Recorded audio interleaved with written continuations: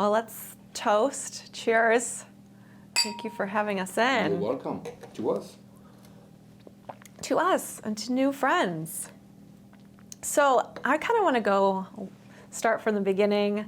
I'd love for you to tell us about where you went to school, Institut Paul Bocuse in Lyon, France. It was just recently renamed for the world famous chef, but Indeed. Tell me about this world famous school. The Institut Paul Bocuse was named after, of course, Paul Bocuse, but it used to be called the let me translate. School of Culinary Arts of Écully. Écully is a small little village on the suburb of Lyon. Lyon is the capital of food in France, and Paul Bocuse presided from the beginning the school. We had the chance, the unbelievable chance to be close to him, to work with him, to see him, to witness what he was doing. That was pretty cool. So I got out of school in early 90s with him, served my time in the military as I had to do. That was my duty as a French citizen, and moved to the United States in 1996. What were some of your favorite memories from that time with? Well, really being close to guys that do incredible things, and to them it seems like flipping a burger. You know, you look at this and you're like, who does this? Yeah. Who can make things like this? You know, it sounds impossible to you, but done with such nonchalance, it was pretty cool. Wow. Really, really cool. What was an average day like? Work. You know, culinary school in France is very hard. You know, some days we start at 5 a.m. Wow. and some days we finish at midnight. This is culinary school in France. Wow. Very hard. Was it challenging to get in? Did you have confidence that you would be accepted? I did have confidence that I was going to be accepted, but not everybody got accepted. And it's still, as of today, not an easy school to get into. The restaurant, what we call the application restaurant, the school restaurants, is the 1-star Michelin. So it's serious. It's very serious. Yeah. Very harsh. How did you have the confidence? But well, I was raised my whole life with food. My mother was a food instructor, and so it was natural. Mm. Now, you were trained and mentored by the world famous chef Paul Bocuse. What are some of the things and your biggest takeaways that you still think about today that you learned from that him? Time? It's very rigid. You know, the way you learn in French culinary is rigid. I mean, there's no music, there's no whistling, there's no humming, it's when you enter a kitchen, you're ready to work. Yeah. If you're not shaved, they send you home. If you don't have your knife, they send you home. If you're not dressed properly, you don't have your hat, they send you home. So it's very rigid. Yeah. The culinary aspect is incredible, but the lifestyle is, there's no compromise. Mm-hmm. No compromise. Business. They mean it. I'm curious where your love of cooking began. Well, I'm French, so you already start with love of food. You know, you're having lunch, and you're already thinking of what you're going to have for dinner. It's kind of like a vice. You know, you're nonstop thinking about food, and then it's magic. Cooking is incredible. It's, you know, doing things with raw products is incredible. It's chemistry. Yeah. So it's very fun, and then at the same time you're pleasing people. It beats a lot of things. Yeah. You know? When did you know that you wanted to make it a career? Young. When I was 17, I knew that's what I wanted to do. My father made me go to school and get a bachelor in science. He said, my father always told me, you're going to be who you want to be, but this is the minimum I'm asking from you. And after that, you can be anything you want. And so that's what I did. And so when I entered the culinary school in Lyon, I already had experience in restaurants, that I had worked here and there. But at the same time, I passed my degree in culinary from there. I also passed 2 national exams in, at the same time. And after 3 years with them, I kept doing internships in places, and then I was ready. I served as the culinary instructor in a military camp also, right after that. And then you're ready, but it's always what I wanted to do. Sure. I never wanted to be an astronaut or or cop or no. Yeah, that's so cool when you find your passion at a young age. Yeah. Your career has taken you all over the world. Guadalupe, Puerto Rico, New Orleans, Paris. We have to take a short break, but after that I want to hear how you landed here in northern Michigan. Okay.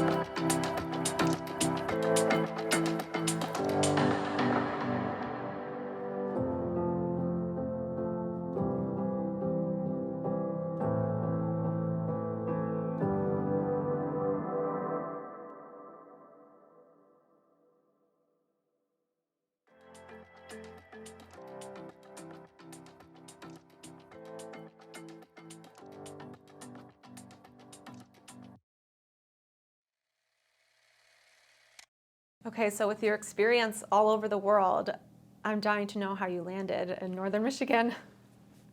Well, it's probably a lot of steps from seven. It's almost like the ball going down the hill, and I landed in Grand Rapids first, okay, where I almost lived 9 years in Grand Rapids. Okay. I worked for the Grand Plaza.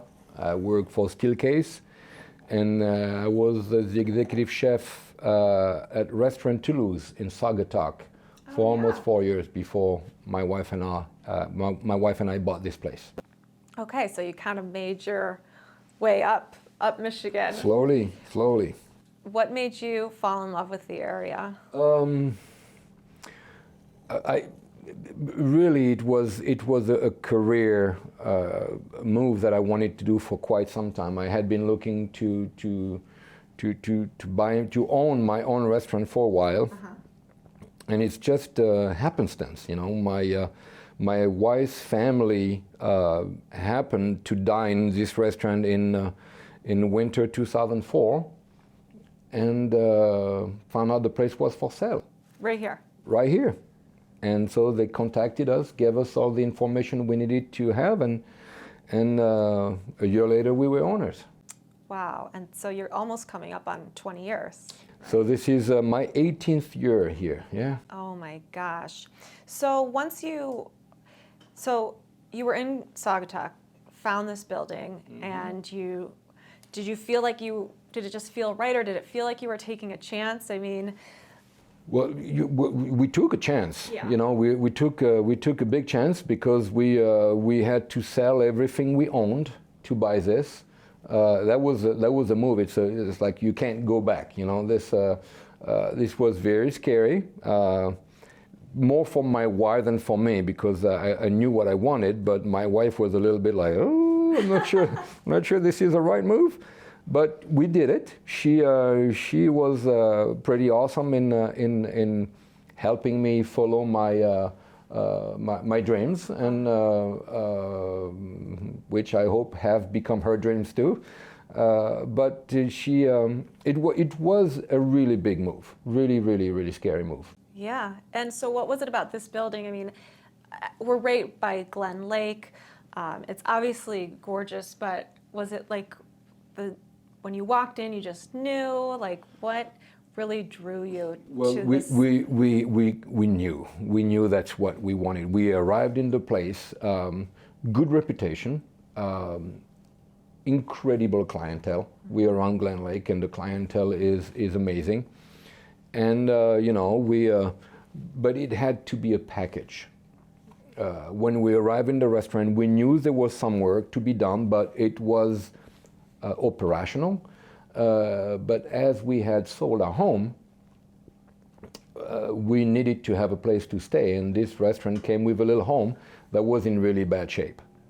And is this the one that was on the property? Right next door. Okay. And that was a little scary. It was a little iffy, I would say. But, we fixed it, and here we are. We raised our 2 kids here. Oh, wow. Yeah. What are some of the hardest parts about owning and operating a restaurant in northern Michigan? I don't really know if I could say that legally on TV. Staffing. Staffing, yeah. Is a big is very difficult. Food quality and not that much anymore, because I can order stuff in France or in Hawaii, and it's overnight pretty much. Wow. The logistic has become got rid of those issues very quickly. So it's pretty amazing. We can get anything we want in northern Michigan. It's winters. Yeah. Winters are rough. But again, I try to stay positive, and some night, if we don't have business, we just shut down at 5. We don't even open the restaurant and go home and have dinner with my kids. Sure. Well, on a positive note, I was going to ask, what are some of the best parts of owning and operating a place in northern Michigan? So I live in paradise. That's number one. This is paradise. I agree. I've been welcomed here by neighbors and customers and people that have become my friend like I've never been welcomed anywhere else in the world. That's a positive thing. And everything about living here, despite the fact that we are in far country, is pleasant. School system, everything is good here. Yeah. Kind of tying back to how you can get food basically overnight, did the pandemic affect? Well, obviously you had to shut down and make changes, but are you still feeling the effects of kind of the logistics of that? It was hard at the beginning. I think that 2021 was an incredible year for us. We had to think outside of the box. And present us in a different way. We lost seats in the dining room, but we built a bigger deck that created an extra 30 seats in the restaurant. Wow. So we are pretty much back to where we want to be. Business has been excellent, but we had to adjust. That definitely. Yeah. So Lava Casa, am I saying it correct? Lava Casa. Lava Casa. The food is influenced by the West Indies. Indeed.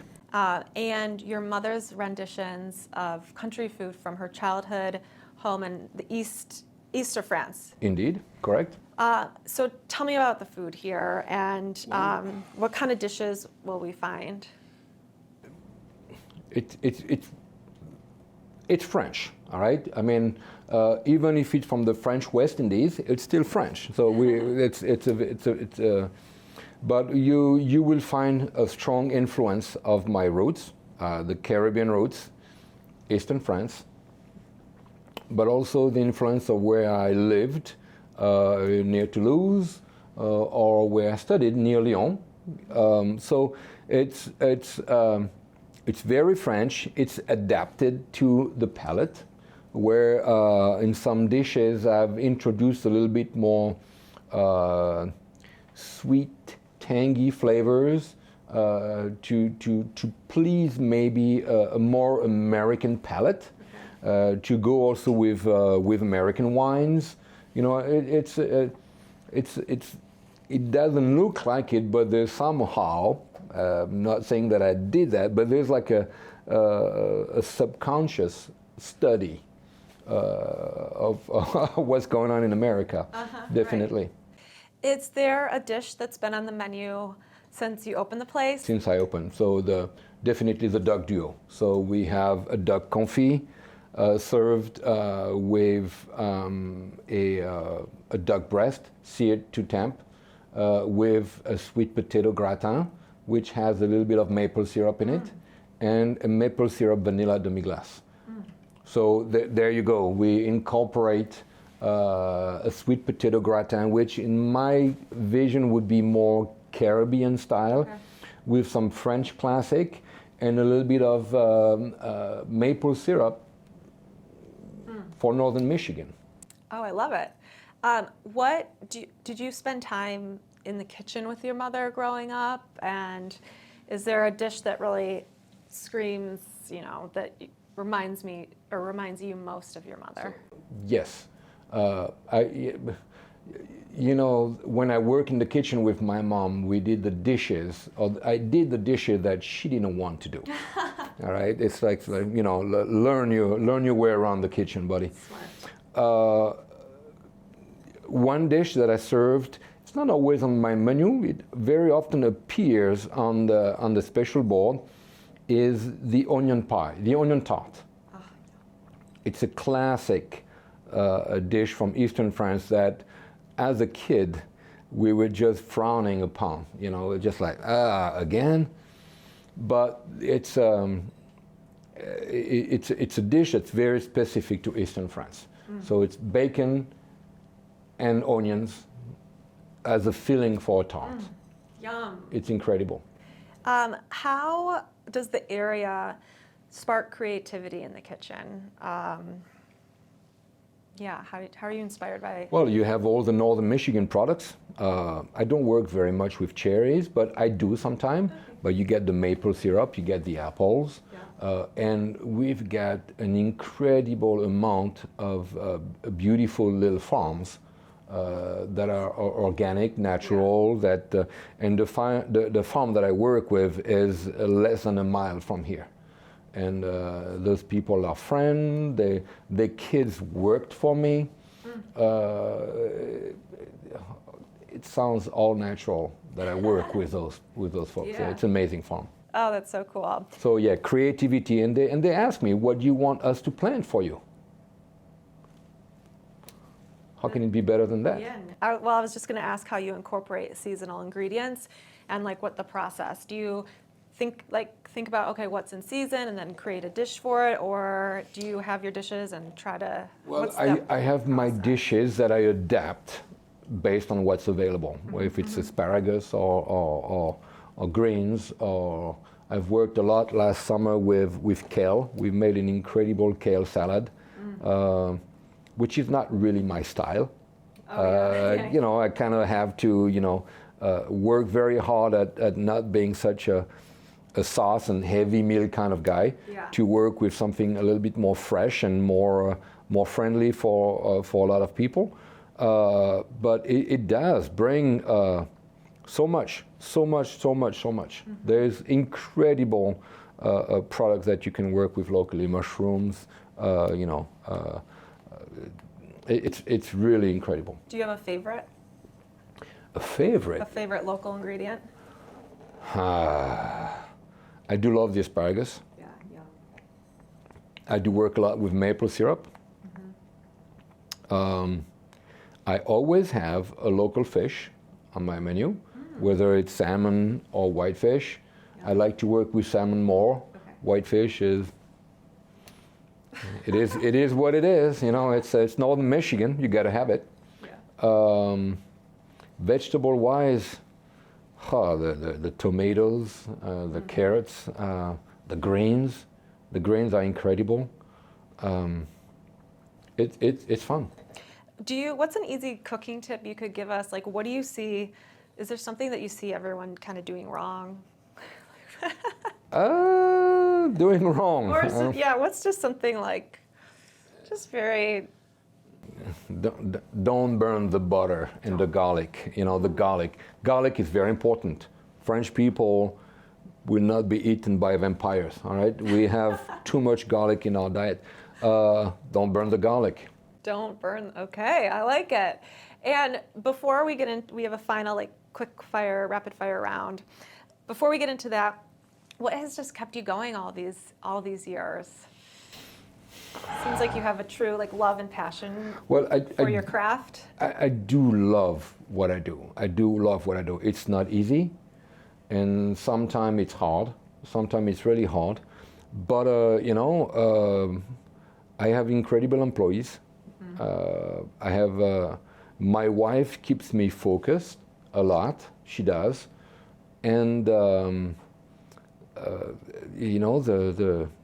what I do, the customers, the setting, my restaurant is very successful, and that keeps me going. That gives you the faith. Yeah. And do you have any advice for someone who might want to go, be a chef or open a restaurant? What kind of advice can you give? My best advice: don't.